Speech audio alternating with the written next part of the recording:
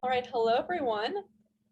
We have a couple people still trickling in. Thank you for coming to our summit event, Demystifying Virtual Internships. We're very excited to talk with some amazing interns that we have at the center and hear about their experiences so that in this new, during COVID, post-COVID world that we're living in, maybe anticipating some more online internships and remote work, that some of the lessons that they learned can then help you as you move on in your careers and have a lot of exciting opportunities.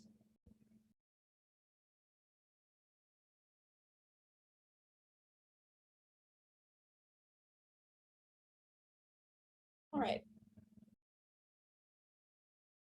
So I think we will get started now. And if anyone trickles in, I'll just admit them into the room. Like right now. Okay. So once again, thank you for being here. We are the outreach team at the Center of Excellence for Women in Technology. The goal of the center is to encourage students, but especially women, to gain technical skills and feel empowered by tech, and then promote leadership and development opportunities. So today, for the outreach team, we're looking to get all of you involved to show how great the center is. And today we have three great interns from other teams talking about some virtual internships that they have had. So we're going to get started by letting them introduce themselves. So I will turn it over to the three panelists to introduce themselves briefly and talk about their experiences. Hi, everyone. My name is Tara Agarwal. I am currently the Ethical AI Lead Intern for the Center. The past 2 summers, I've been a program manager on the Outlook team for Microsoft. Same team, but definitely different experiences, given that one was right after COVID started and one was after a year of working with the center. So definitely excited to share just what the center has taught me and the differences of those internships and some lessons I've learned. Hey everyone, thanks for having me outreach team today. My name is Nadine Templeton. I'm a junior here at IU studying cognitive science, and I'm an intern on the 3D printing and design team. Last summer, I interned at Roche Diagnostics USA as a data analytics intern, mainly working on their diagnostics training product courses and focusing on the user experience of that. So yeah, I'm excited to share my experience today. And hi, I'm Manvi. I'm a senior in intelligent systems engineering and also on the Women Who Code team at CWIT. And in 2020, I interned virtually at Johnson Space Center, so with NASA as an engineering directorate intern. All right, thank you all for those introductions. So what we're going to do next is we have a few prepared questions for the panelists to kind of get into some frequently asked questions, some really hot topics, and then we're going to turn it over to you all in the audience to ask your own questions. So to start, how did you build connections with the people you work with, peers or superiors? And how did you handle networking virtually?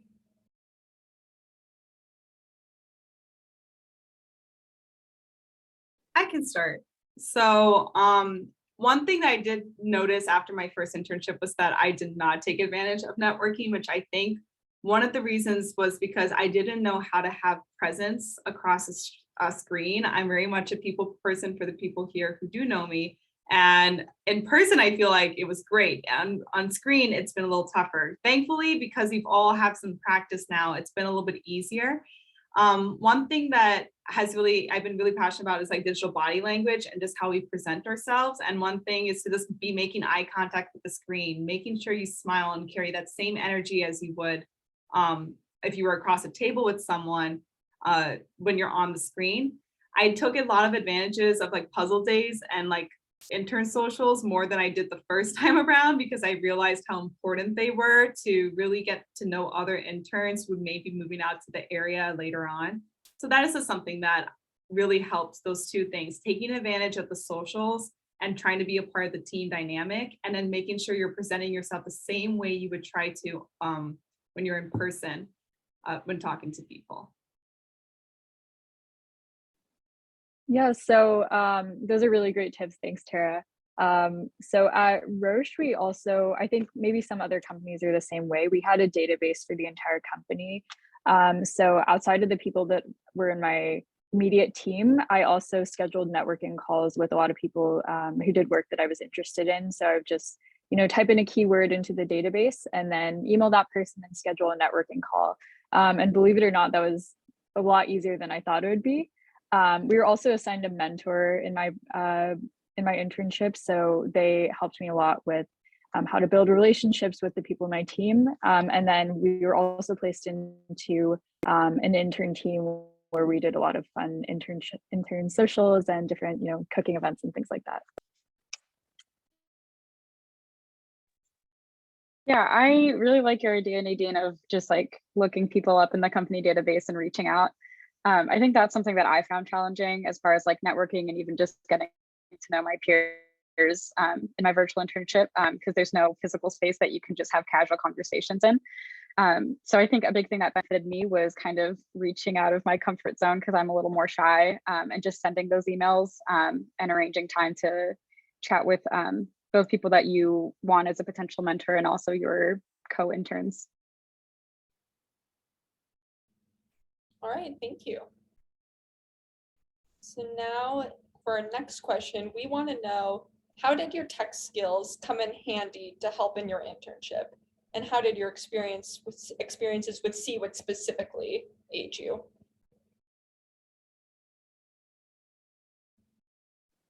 I can start for this one.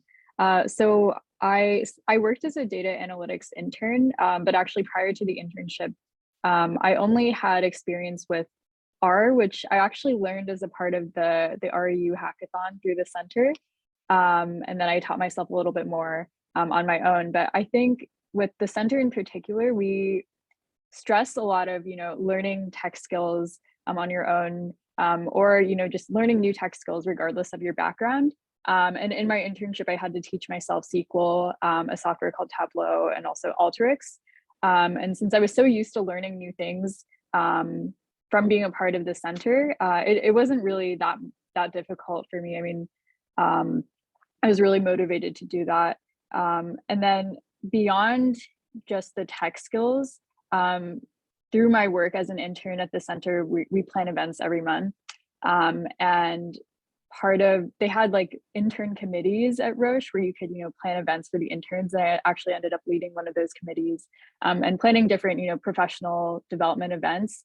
So I was already really used to project management and making timelines for event planning. So yeah, a lot of my successes at the internship could be attributed to the center.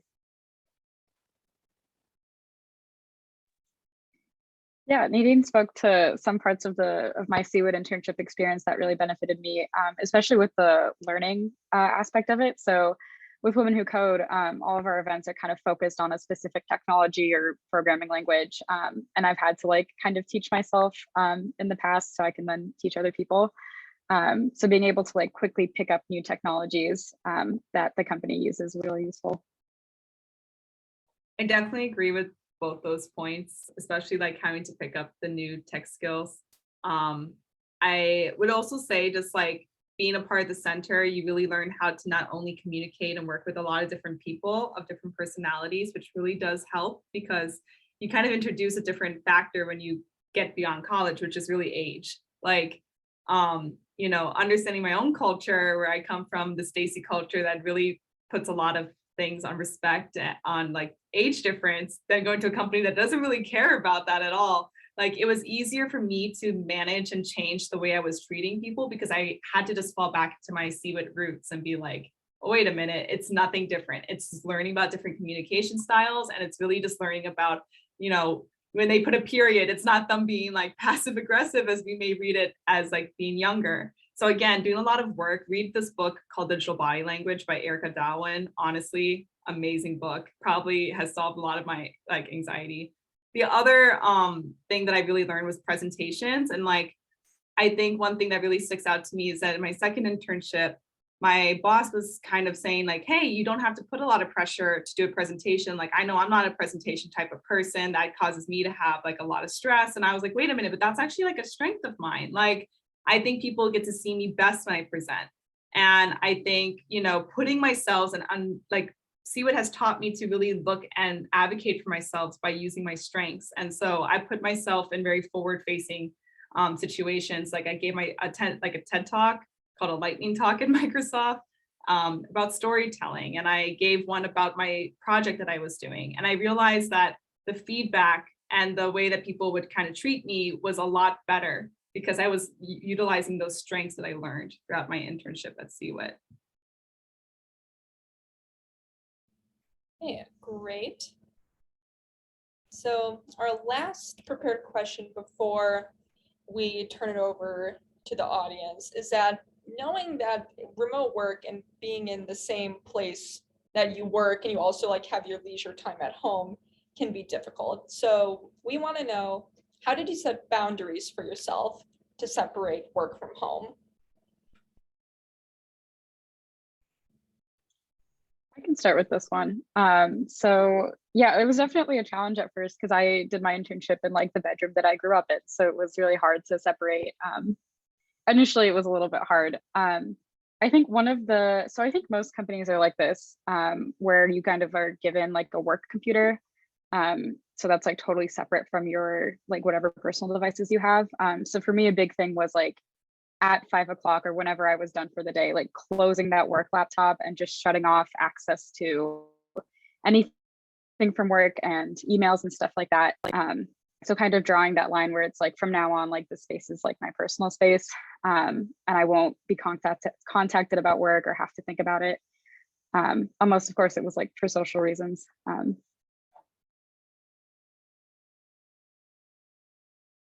I think for me, first time did not go as good as the second time. I think the first time I was very tempted to be on, and I think I experienced a little bit of burnout because again, just like mommy, like I was in my childhood bedroom. I had not yet moved into a bigger house with a lot more space. It was very like the first thing I saw was my desk. And I think one thing that helped too was having like scheduled breaks and like kind of using my family as very much like the kind of clock. So when they were having lunch, like making sure I was blocking out an hour and putting that on my calendar. I noticed that some people were very comfortable displaying their calendars openly at Outlook, but then for me, I was a little bit nervous that it would take like, oh no, would they know what I'm doing and would they look, would they judge me for it? But I think, like thankfully I'm in a very open culture, and what I kind of did was just mark myself as out of office. Therefore, like even though if someone may need to reach me, they at least will have an expectation that I was not going to be there. If I put myself as like busy, same thing. So like kind of using the tools that you're given to kind of mark your status, I think helped me a lot, because if I was just trying to get work done or if I was away from my computer, at least I can signify that. And, hopefully they can take that as a message like, hey, she won't be responding right away. She'll respond to me and like when she gets back. So I think I try to use those a lot to kind of set my status and set some boundaries. Yeah, those are really great tips, Tara. I think for me, time blocking my calendar, we used Google Calendar at Roche. So if I wanted to, set aside time where no one could schedule a meeting for me and I just wanted to get work done, I would do that in my Google Calendar. I think a key thing was also just getting ready for the day as though it was a normal school or work day for me. So even if I didn't have a meeting right at 9 a.m., I would really try my best to get up at the same time. It didn't happen every day, of course, but on a good day, I would, get up at the same time, have breakfast, and just start work before my first meeting, even if my first meeting wasn't until like 11 or 12 that day.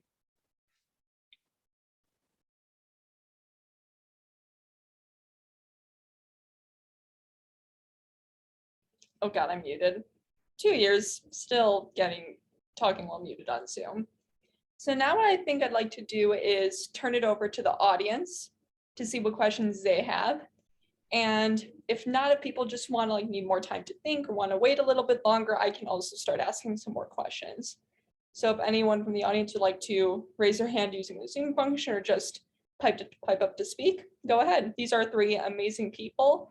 So feel free to like pick their brains about their internships and what they enjoyed and what maybe they liked and didn't like, anything about that.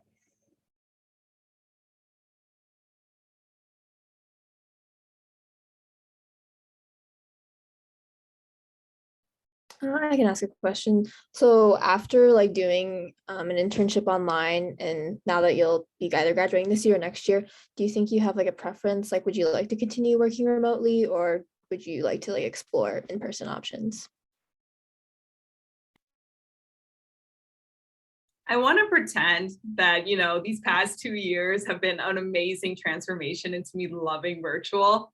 It hasn't been. I really do love being in person, like to the point where like my second internship, I paid my own way to get to Seattle just for 2 weeks, just so I can see them in person.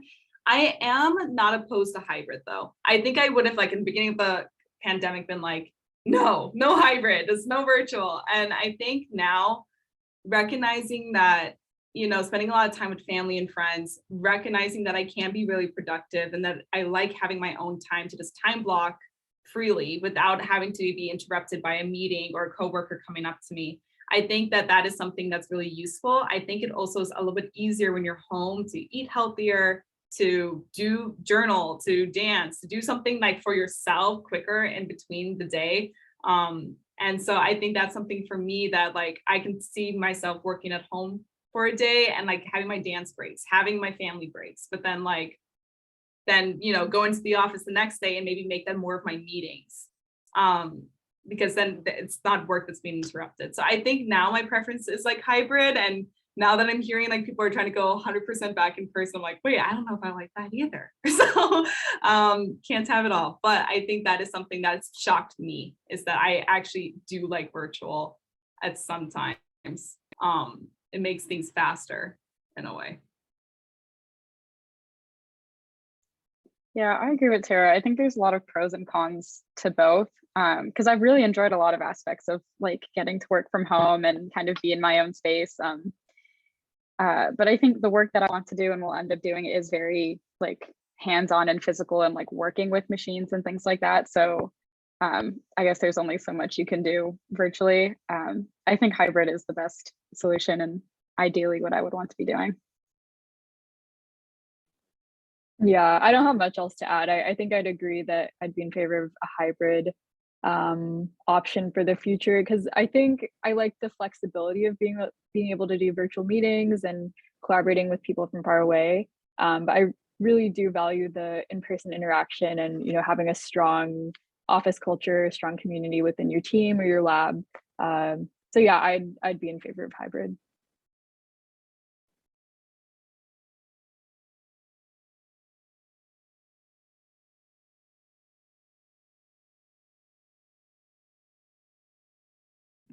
I have a question. So with the experiences of working virtually, what skills do you think that that has given you, and how would you market those in either your resume or job applications, not application, well, applications and interviews, and how would you like leverage that to showcase some skills you've learned?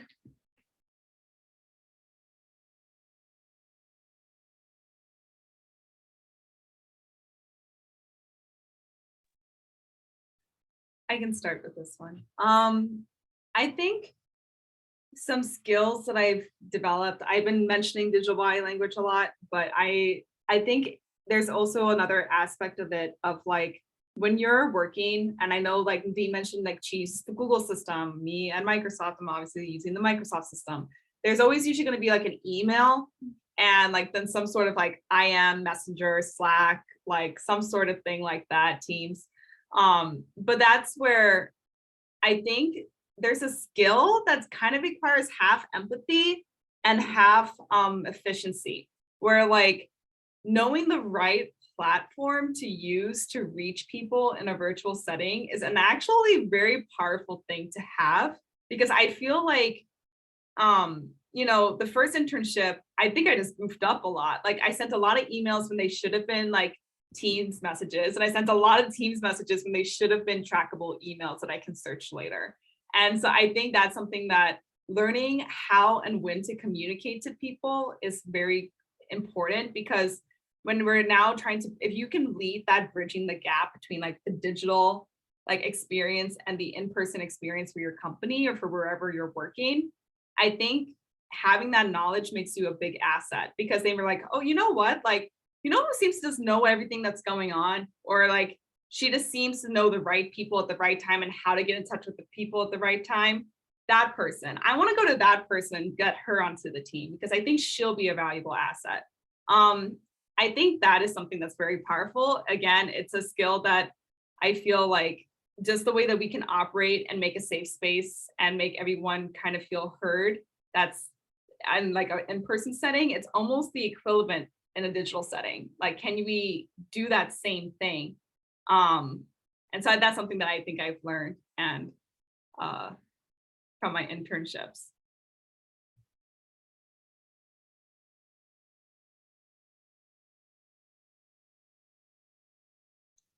I think something that I've gained, and I'm not super sure how I would like market this to future employers, or maybe I just would say it, flexibility.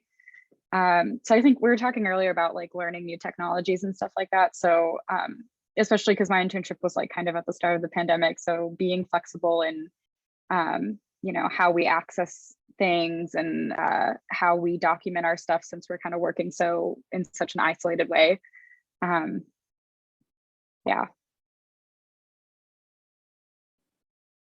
Yeah, I think going off of what Tara said, yeah, it's surprisingly, it took me a while, or a couple of weeks at least, to figure out like, should I email this person? Should I send them a message first, or should I just schedule something in their calendar? So there are a lot of different options for virtual communication, and I feel like I really learned how to navigate that, and even brought it back to, you know, my student organizations and just different things I'm doing on campus at IU. And I feel like I'm a lot more confident in communicating virtually now.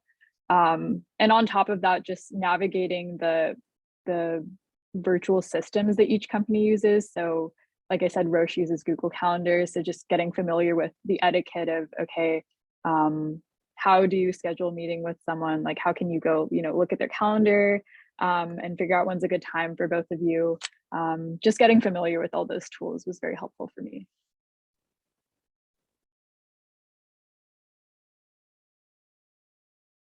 Okay, looks like we have a question in the chat. So Nelson is asking, are there any audio/video devices or software programs that you recommend to enhance digital presence in virtual meetings?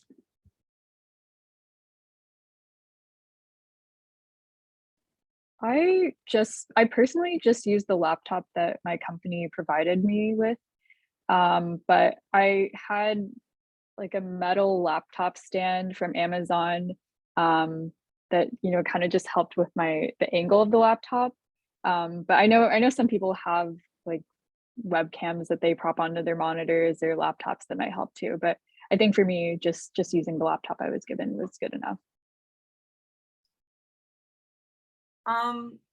Similarly, I did just use my laptop as well. However, I will say I'm a big fan of like the virtual backgrounds. I sometimes, you know, Manvi would know this, when we would work together on Women Who Code, I kind of have like these very themed backgrounds for certain events, AKA CWIT background right now. But I think that's something that, you know, getting fun kind of also shows a little bit of your personality.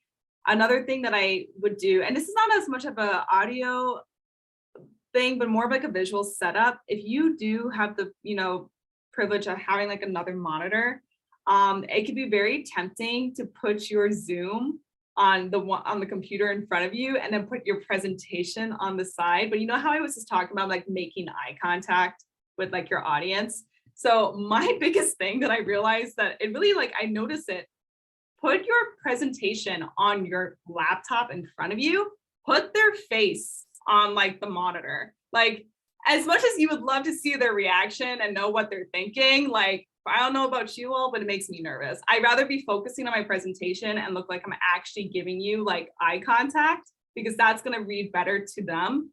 So I think, I don't know, that's just something that I really noticed that it calmed my nerves because I wasn't seeing how they were reacting that much. I was just seeing the chat and my presentation, and that's all I really needed to do to tackle any questions. So sort of in the category.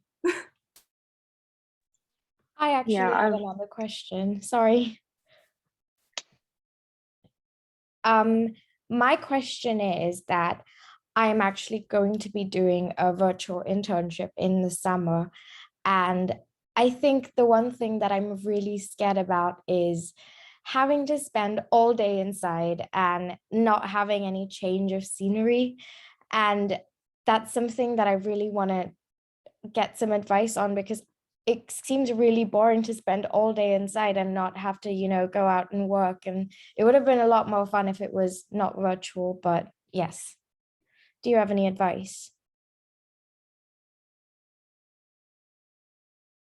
Mommy, do you want to start? Because I know you were about to Yeah. talk.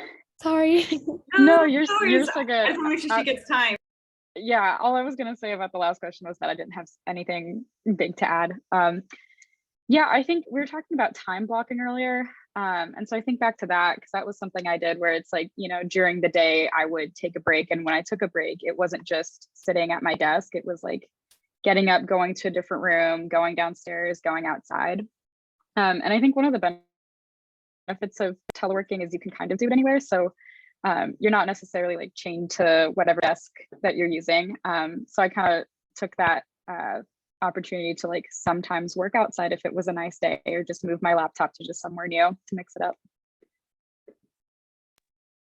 I have to say, I resonate with that fear so much. I totally get it. My first internship did not do a good job of that. And I think it does require what Mommy just said, being proactive about your time. Kind of like how I would almost tackle it hybrid. Like if you're going to do meetings, maybe make it more of a meeting day. And yes, you're going to probably then have more time in your bedroom, and then you can schedule maybe shorter breaks, like get up, get a cup of coffee, walk around. For me, I dance like up to 2.5, 3 hours a day. And that's literally just the half an hour increments that I take as like my little dance therapy sessions in between like everything that I'm doing. So that's kind of just something that I would do like a meeting day, but then schedule the day that you're probably going to be like a Friday. I know some companies don't do meetings on Fridays. For me, Friday was great because I would go to my favorite boba shop, and they got to know me really well there because I literally worked the whole like half a day there. Like I would pack a sandwich and do all that, sit in my favorite spot and literally just work and grind. And I then would like see my friends because they knew that boba shop too. And so I would talk with them a bit. We would kind of study hall. So I think there's ways to also do things together with your friends. I think it's very much like people are like, what? Like you're working, I'm working, but like we're hanging at the same time. But I love doing something called study hall, where I literally like either meet up with a friend or I'll FaceTime a friend on a different device, or both just doing our own thing and hopping on and off. But that also kind of gives you that change of scenery. Because you also like when you see different people, sometimes if you're an extrovert like me, you can get energized by seeing a friend and working with a friend. So Thank you. Yeah. I think for me, I was lucky to live at home this summer, at home with my parents the summer that I did my virtual internship. So if I was tired in my room, I would go to, the kitchen or the dining room maybe, or we have like some chairs outside that I would use sometimes. And there was also a Starbucks near me that I would go to do my work as well. But I really like to run. So I usually didn't have meetings after 5 p.m. at Roche. They were very good at not scheduling meetings after that time. So if I didn't have any more work for the day, I would try to go on my run at least 4 times a week. So right when work ended, I would, get changed for my run and just go outside for 30 minutes to an hour. So that was really good that I could develop a routine that way. But if you don't like running, you can, go on a walk maybe, or just sit outside for a little bit, just so you're not inside the whole day.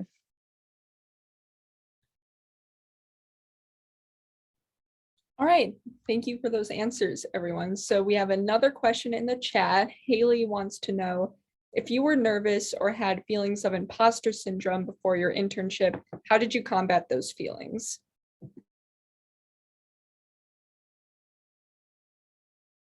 I still am nervous every time I think about going back to my like workplace, and they have known me for 2 months, like 2 summers now. Like, I don't know why, but I am. I think one thing that's so tempting, especially as you get closer to your graduation date, it's like, oh man, I've been a pro. Like, I've been thinking about this. Like, I was the baby of a lot of my student orgs. Now I'm the person who's kind of leaving like a lot of like the wisdom behind. And it's kind of getting back into that same mindset of like, you know, with imposter syndrome, it can be very tempting to translate like, oh, I'm not good enough, to I can't do this, or to, you know, I don't know anything.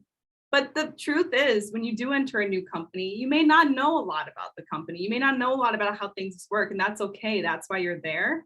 And I think something that's really comforting is that, you know, reminding yourself that just because you feel like you don't belong there doesn't mean you can't do anything you don't want to do. There is a difference between I can't learn it to maybe this is not the right way to learn it for me. Because remember, as a company, they're doing a lot of things at the same time. They may not cater to you the way that you have found that you learn. And so what a lot of it has been for me personally is, you know, if I'm noticing I'm lacking something, like I struggled a lot with data and analytics because I'm an AI major. I don't really deal a lot with like pulling numbers and predicting numbers and doing a lot of those like analytics. But I had to do the other cool stuff. And so that's where I think for me, it was like, okay, you know what? I'm going to woman who code this, and I'm going to take a step back, and I'm going to like take a weekend or take a Friday and give myself a workshop, because how they're teaching it to me, they're doing their best, but I know I can learn it. I just need to learn it my way. And I think that's something that, again, owning the way that you do things means that you're putting credibility and you're putting faith in the way that you do things, meaning that you are qualified. I think it really, like, showing yourself by proving that really helps me.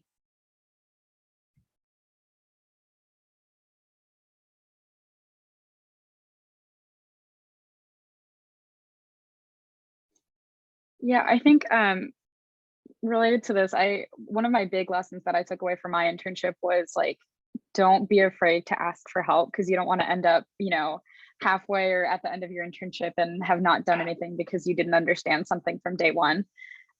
So yeah, definitely for the first like week and a half to 2 weeks, there was some things that I just really didn't understand, like about how like our main project worked. And there are all these acronyms and things I didn't get, but I didn't want to ask because I felt like it was super like low level knowledge, and I was, you know, scared of embarrassing myself. And I guess that's where like the imposter syndrome stuff comes in. So I kind of had to like suck it up and just write down all of my like, you know, stupid questions, but there really weren't any stupid questions. And, you know, schedule time with my mentor to just, you know, kind of like hash it all out, get all the information I needed, and like really truly, you know, help myself to learn, like Tara was saying, like get the information in a way that made sense to me, so that I could do my job going forward. Yeah, that's a really good point, Manvi. I think especially in the corporate world, and I'm sure in any like new environment, there are going to be a lot of acronyms, a lot of just different departments whose names probably don't make a lot of sense. And that was a big thing for me at the beginning of my internship. And I found myself, you know, getting confused by all these acronyms. So we actually made like an intern, this is unrelated, but we made like a glossary of all these acronyms just to keep track of them. But I think for me, the main thing was to remember that in an internship, you're not expected to know everything. I mean, it is an internship. And if you have good mentors, and I think hopefully most places will pair you with a good manager or a good mentor, they should be willing to help you learn and help you grow. Because if you know everything already, then there's nothing there for you to learn. So that was a key thing for me. What Nadine said is just so on point. Like, I think also get a mentor who you're scared of. That is something that actually came up to my mind when Nadine was talking, because real true story, the person who roasted me in my big presentation, the first internship, ended up being like my saving grace the second internship around. Like, he literally scared the crap out of me, like, and roasted me alive. But I think what they look at you for is how do you take that? And like, they're not evaluating you on how you do that first time. Like, again, if you know everything, just what Nadine said, if you know everything, there's no point in like trying to teach you anything. They're looking at how do you take that feedback. So especially the person who gave you the worst feedback or the person who just gave you the most criticism, that is the person that you should get to know. Like, schedule a meeting with them, get to know them. I literally would send poor Philip, I think over like 30 chat messages a day asking about acronyms, where to find data, what was his opinion on this. And like, he honestly is one of the most useful people, like, and like one of the people I just learned the most from, because he's just so smart and I just haven't like thought about things the way he did, but because we were very different. So get a mentor that you're also kind of scared of. I know that sounds very like not like common sense, but it honestly puts everything that Nadine and Monby mentioned together. Like, that's probably going to be your best like learning opportunities.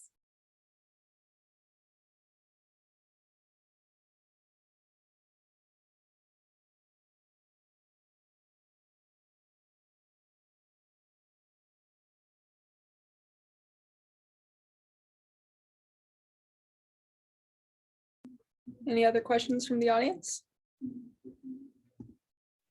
I think there's one in the chat from Nelson.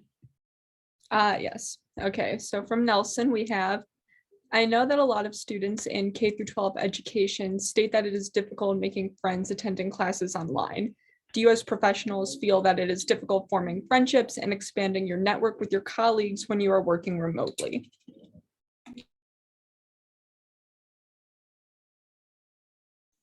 I definitely had a hard time with this. I think for me, especially, we still had like, intern socials and I think Nadine mentioned like intern committees. We also had something similar to that.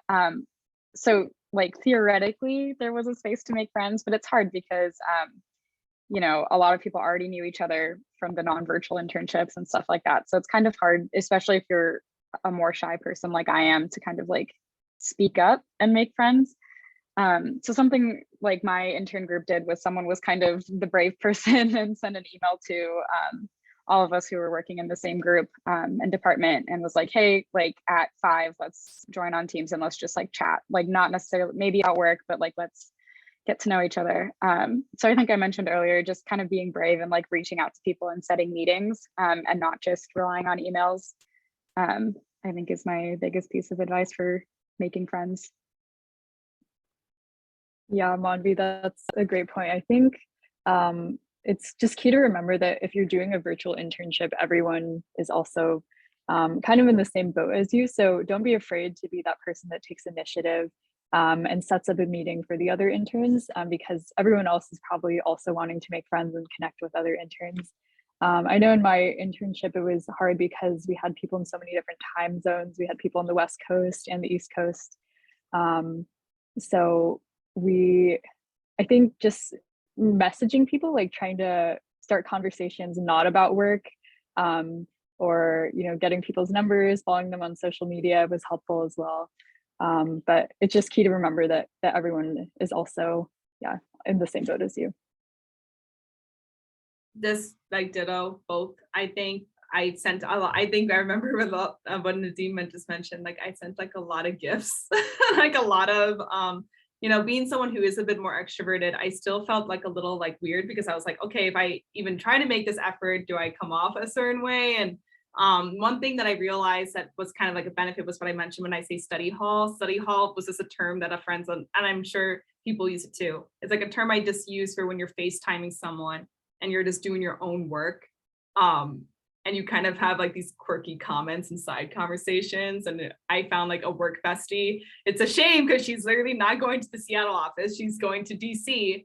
But I think it was like even cool to just have her because like I got to know her really well. And then we would just send each other like funny things. And then we weren't like, you're not going to find like maybe best friends that way. But it was funny because after a couple of days, she would message and be like, hey, I haven't heard from you. Like, what's going on? Or I think this creating those opportunities and spending that time, even if it's just you working too, it doesn't really take much. Like sending a message or working with online with someone, don't put too much pressure on yourself to like force a friendship. I found like the best ones kind of happened when you were just being yourself.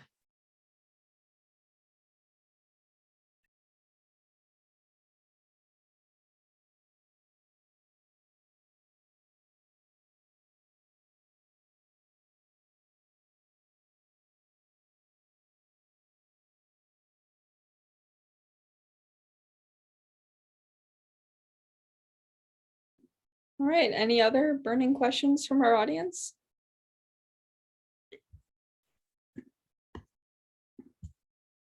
Nadine mentioned something in the chat about how you can go to as many socials for these internships as you can or want to.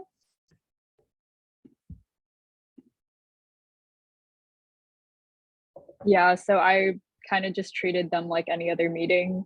I mean, of course, if it's like the end of your internship or you have deadlines and stuff, but I don't think most internships should be that busy where you can't go to the intern socials. So yeah, just really try to treat them like any other meeting. Your boss will be usually understanding about that too. Like if you're working on an internship for them, they want you to like love the company usually. So like I remember telling my boss being like, hey, I actually can't do that time. There's like this social thing I really wanted to go. They're like, oh no, like yes, go. Like they don't assume that your boss also knows your calendar. Like that's something that I've also been made a lot of mistakes doing.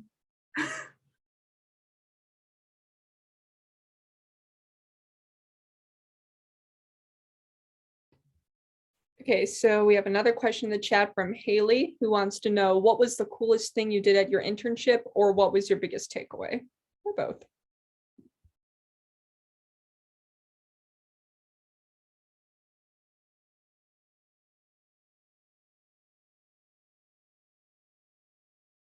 There are just so many. I think in terms of takeaways, I definitely would say, besides all the things that I've mentioned, something that was like out of box too was like, I know it can be very tempting to look at other people, and especially when you're going to a company that is finding other rock stars like yourself, and you're like, oh my gosh, they're all so much cooler. It's like that imposter syndrome that kind of happens, and like, oh my God, they're all so cool.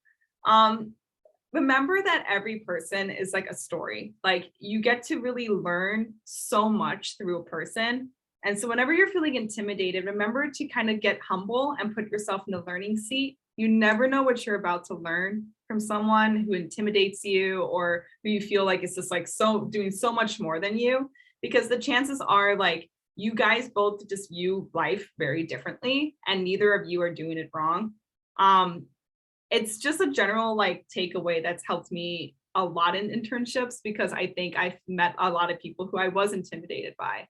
And I think I had to kind of humble myself and put myself and be in like a learner seat and be like, okay, like definitely feel like I'm not on par with these people, but I bet there's a lot of cool stuff I can learn from them. I bet there's a lot of fun memories to be made. So like, let's just take it one day at a time and just put myself there. I think that's helped a lot, because then I felt like I was enjoying the people I was meeting a lot more in my internships.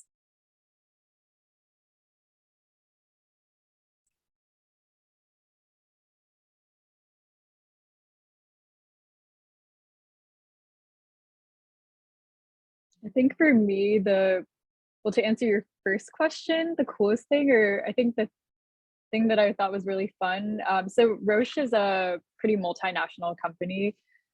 So when I set up some networking calls, I set up some with people in the Switzerland office who were working in R&D, like totally different from what I was doing. I set some up with, I think also people in Spain, in Germany as well. So I think it was just a lot of fun to hear about not only the work they were doing in those offices and how the office culture was a little different than the US based offices, but also about their backgrounds too, because a lot of these people, I mean, not everyone in the Swiss office is from Switzerland, of course. So just hearing about their paths and why they chose the company was really, really interesting for me. Yeah. Yeah, I think the coolest thing that I got to work with was I got to work with the 3D CAD models for the like next generation spacesuits for the upcoming Mars mission or moon mission. So it's just like cool to see it like on my computer and like work with it and stuff. Not making any big changes, obviously, but just like, you know, having access to that stuff was really cool and really motivating. And I think a big takeaway for me was, I think Katie mentioned earlier in the chat about one of the other questions that like internships are a big learning experience and they're there for you to learn. So like take every opportunity that you can to learn and like use all the resources that are available to you. I think a couple companies have like, or I feel like this is pretty common where companies will have like kind of like learning centers, just opportunities for like your own professional growth and like developing your tech skills because they want you to, you know, grow as a person. So taking advantage of those and just like, you know, intern lectures or things like that. Yeah, I realized I didn't answer the second question, but Monvi captured it perfectly, I think. Just making the most of all the resources that you have. So like she said, a lot of companies will have e-learning resources or different workshops for you. So what I did was I elected to take some e-learning classes on my own and also just reaching out to as many people as you can. Even if it's something you're completely unfamiliar with, you'd be surprised at what you could learn from just talking to people for a 30-minute call.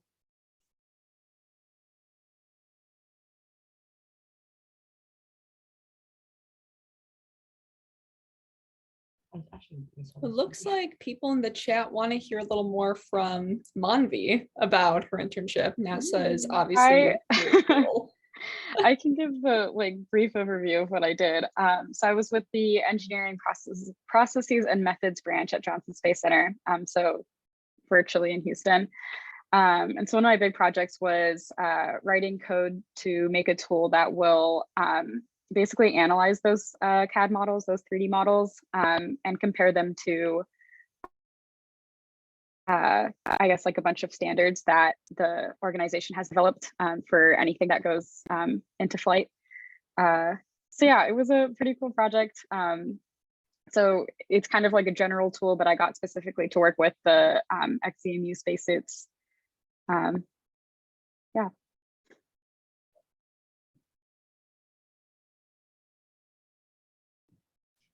Right, and that is how we do it in the Intelligent Systems Engineering program. Sorry, Manvi and I are the same major.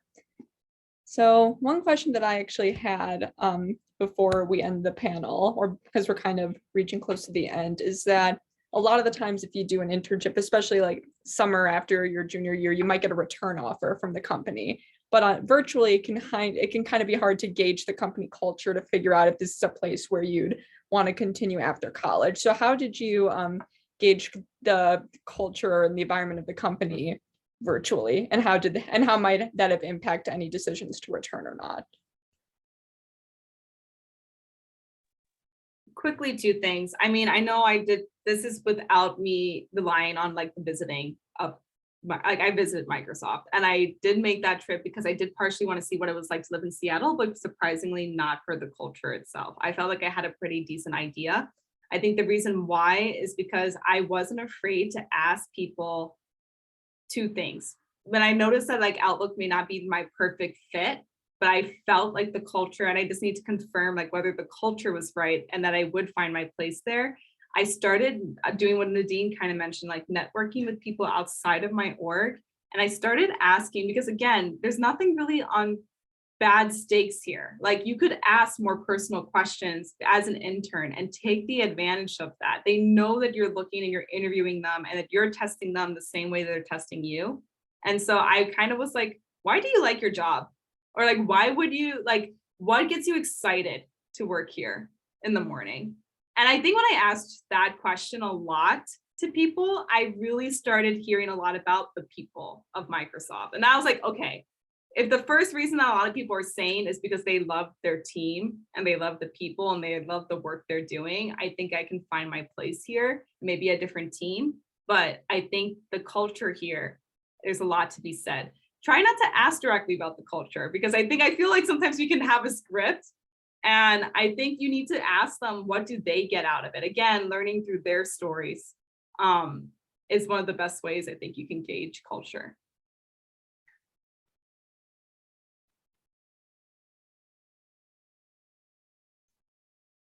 Yeah, I think directly talking to people is a good way to go about it. If you're uncomfortable with that, I think something that I found myself doing a lot was, especially in like bigger meetings where maybe like I wasn't playing such an active role and I was kind of watching like the adults, like the actual employees talk, really listening and seeing, what parts of processes are they frustrated about? What are they excited about? Like, how do they talk to each other and treat each other? Like, how casual are they with each other? How interested in each other are they?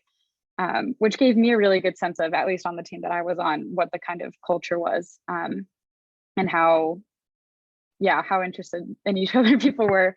Also, like what areas of the organization were frustrating or maybe people didn't agree with, which gave me some insight into like how the workplace was, the dynamic was.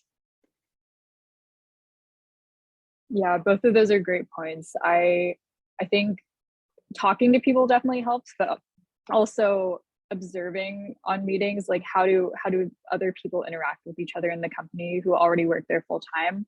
And also in my team, I know we did Friday socials for my team, so kind of just observing how well everyone got along with each other. Of course, it would vary from team to team, but just from attending those socials, I was able to really gauge the culture.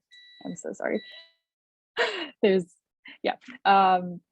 But yeah, just observing, and then also especially in those bigger meetings. So there might be meetings in your team where you might not play a role, but there are also like quarterly, in some companies, like quarterly or monthly events too that you can attend.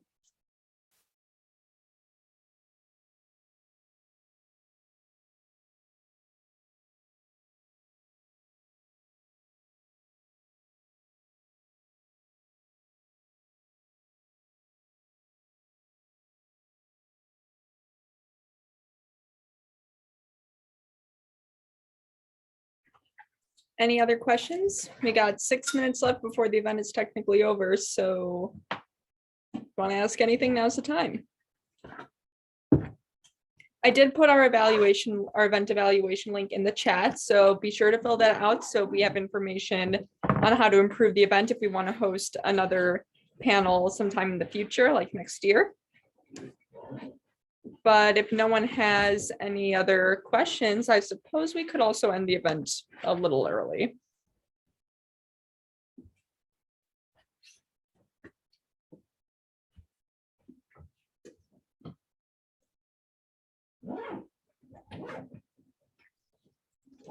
I'll ask one more question quickly. So I'm going to be doing, I'm pretty sure, partially hybrid internship this summer. So what advice do you guys have from taking like the virtual aspects, like also in person? Because there's definitely like a difference.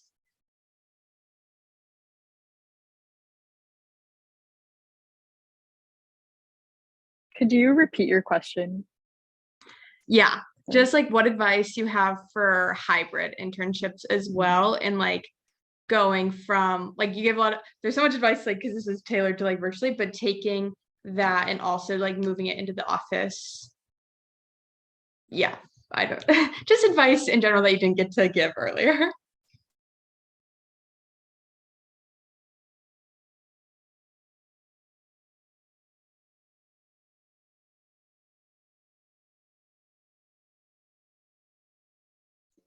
So I personally haven't done any sort of hybrid experience before, unless I guess we could count the CWIT internships because those are kind of both online and in person. But I think something that was like a good lesson for me to learn virtually that I'll take into, whatever in-person experience I have or hybrid is like really being mindful of work-life balance. So, like logging off at whatever time or limiting email notifications after a certain time. And then during your workday, also taking breaks. I feel like that's valuable advice for both in person and online. I would say, structure your time where it's going to be best for you. Like I can definitely see myself like in the beginning taking more of that in-person approach. And if you have the flexibility and the option to go into the office, then maybe if that's what's better for you, if you feel like you just need the lay of the land, I know that that's kind of what I'll probably be doing. But also just, I think, again, with digital body language, right? Showing, I think one thing that will be really cool as we move on is to see how we kind of bring a lot of these relationships and how we kind of change them in the future. So like, for example, when you would email or like Slack someone or like IM someone, like instead of saying like, hey, do you want to, like when Nadine said, do you want to like meet to schedule time on your calendar? Kind of taking that a step further and be like, hey, would you want to grab a cup of coffee and talk about this? Or would you want to do this virtual? Like, I think trying to make the relationships almost hybrid as well. Like try not to stay on one medium with someone. Let them get to know you in different aspects and in different communication channels, because then they'll get to know you more as a person. And I think that would help with later like sponsorship, mentorship, and advocation. Yeah, I think a lot of the things that I learned from a virtual setting will still carry over, like putting yourself out there, taking advantage of opportunities. But like Tara said, just navigating the different mediums and different channels that you can communicate with people will be really key in that environment. And just getting a feel for when is it good to suggest an in-person meeting, or when might virtual meet be better. But I think overall, yeah, a lot of the skills will be pretty much the same between the two.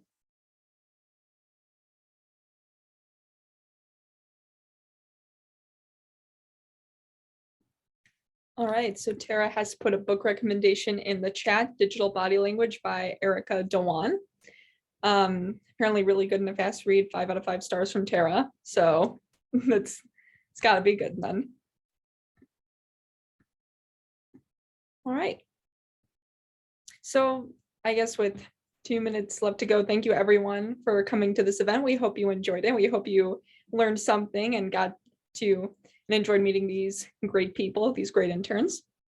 And don't forget to fill out our evaluation link, and have a good night. We are the outreach team. We are the Center of Excellence for Women in Technology. And